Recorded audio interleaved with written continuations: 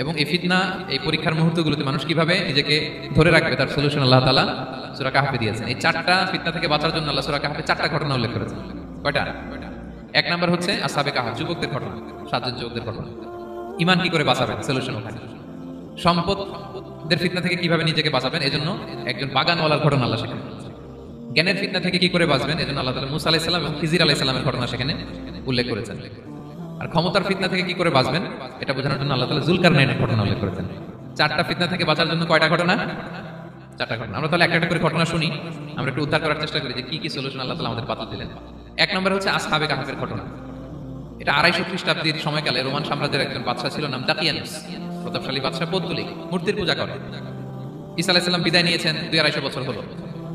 তো সব নবীর ধর্মই কিন্তু ইসলাম, যদিও আমরা নাসারা বলি, ইহুদি বলি, সব নবীদের ধর্মই কি ইসলাম। তো তিনি ছিলেন পৌত্তলিক, মূর্তির পূজা করত। আর তার এলাকায় কেউ যদি ঈসা আলাইহিস সালামের নাম নিত, আখিরাতে বিশ্বাস করতো, আল্লাহ বিশ্বাস করতো, তাদেরকে তারা পাথর মেরে হত্যা করত। এজন্য ভয়ে কেউ ঈসাই ধর্মে ঈমান আনতো না, মানে ইসলামে ঈমান আনতো না। এই রাজার ভয়ে সবাই মূর্তি পূজা করত। কিন্তু 7 জন যুবক ছিল, তারা স্রোতে গা ভাসিয়ে দেয়নি, স্রোতের বিপরীতে তারা ঈমান নিয়ে দাঁড়িয়েছে। তারা ঈসা আলাইহিস সালামের রেখে যাওয়া সত্য ধর্মের উপর ঈমান এনেছিল, আখিরাতে তারা বিশ্বাস করত। তো এই 7 জন যুবকের কথা ছড়াতে ছড়াতে রাজা দাকিয়ানুসের কাছে চলে যায়। উনি তো রেগে মেগে আগে ডেকে পাঠালো 7 জনকে। তাদেরকে জিজ্ঞেস করলো, তোমরা কাকে মানো? বলতেছে এক আল্লাহকে মানি। সাহসী, খুবই সাহসী।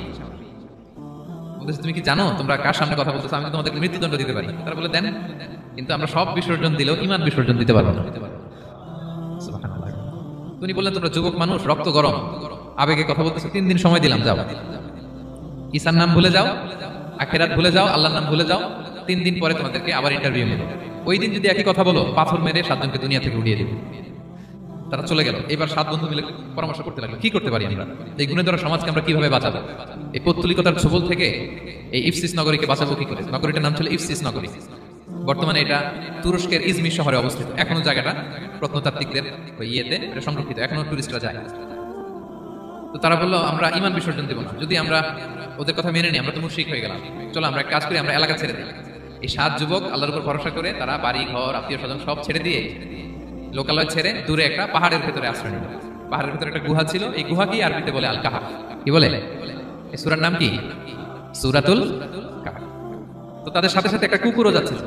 তারা বারবার তাড়িয়ে দেওয়ার চেষ্টা করতেছিল কুকুরটাকে, যাতে না যায়, কিন্তু কুকুর শুধু কান্না করে তার সাথে যাওয়ার জন্য ঘেউ ঘেউ করতেছিল। এই কুকুরটাকেও সাথে নিল। ভালো মানুষদের সাথে থাকলে কি হয় দেখেন, এই কুকুরের কথা, যেহেতু 7 জন ইমানদারের সাথে একটা কুকুর ছিল, এই কুকুরের কথা আল্লাহ সূরাতুল কাহাফে উল্লেখ করে দিয়েছেন। ওয়াকালবুহুম বাসিতুন যিরাআইহি বিল ওয়াসিল। তো তারা ভিতরে গেল, যে প্রচন্ড ক্লান্ত, তারা ঘুমিয়ে পড়ল। কি করলো? এই এক ঘুমে আল্লাহ 309 বছর কাটাই দিলেন। কয়শো 9 বছর? 9 বছর ঘুম, সব ঘুম, প্রচন্ড ঘুম, ঘুম যেন আর কাটে না। 309 বছর পরে এরা জাগলো। এখন খুব ক্ষুধা, ঘুমে আর মোর ভাঙতেছে। আর একজন জিজ্ঞেস করছে, কি লম্বা সময় ঘুম দিলাম বোধহয় আমরা? একজন বলতেছে, হ্যাঁ, মনে সারাদিনই ঘুমাইছি আমরা। আরেকজন বলতেছে, না না, সারাদিন না, দিনের কিছু অংশ হয়তো ঘুমাইছি। আসলে কয় বছর ঘুমাইছে? 309 বছর। তো এদিকে সভ্যতার তো চেঞ্জ। এখানে ওই দাকিয়ানুস মরে, এর ছেলে মরে, এর নাতি মরে, পুতি মরে, এখন 6ষ্ঠ নম্বর রাজা আসছে। প্রজন্মের পর প্রজন্ম তো শেষ। 309 বছর কমপক্ষে 4-5টা জেনারেশন চেঞ্জ হবে। তো জেনারেশন চেঞ্জ হয়ে এলাকা চেঞ্জ হয়ে তারা যে স্বপ্ন দেখেছিল এই ইফসিস নগরীতে কালিমার পতাকা উঠবে, তাদের স্বপ্ন আল্লাহ বাস্তবায়ন করেছেন। 309 বছরের ব্যবধানে এই এলাকার সবাই মুসলিম হয়ে গেছে।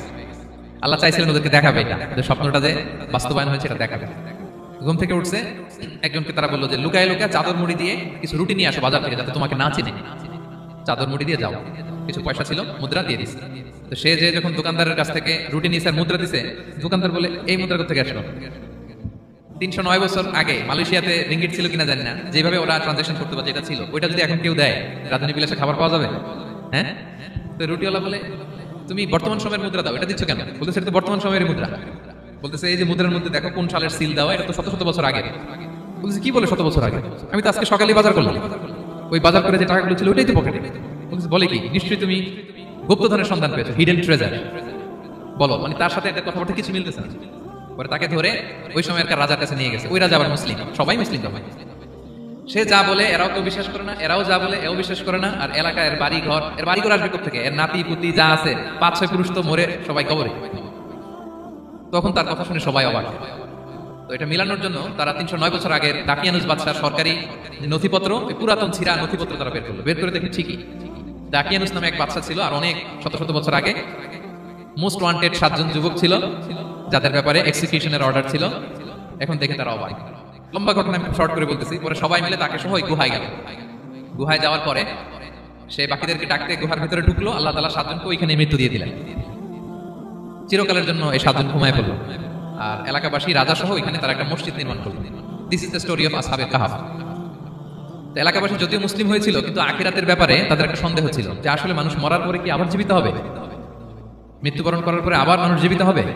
তাদের মনের মধ্যে একটা সন্দেহ ছিল যে আসলে মারা গেলে মানুষ আবার উঠতে পারে। তাদের এই সন্দেহ দূর করার জন্য আল্লাহ তাআলা এই 7 জনকে 309 বছর ঘুম পাড়িয়ে আবার জীবিত করলেন। সুবহানাল্লাহ।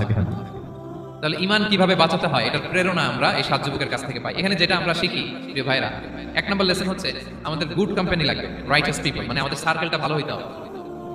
তাদের 7 জনের সার্কেলটা খুব ভালো ছিল, ফলে তারা বিপথে যায় না, এবং তারা এমন শক্ত সিদ্ধান্ত নিয়েছে যে আল্লাহ তাআলা সেটাতে বরকত দিয়েছেন, গোটা সমাজকে আল্লাহ তাআলা চেঞ্জ করে দিয়েছেন।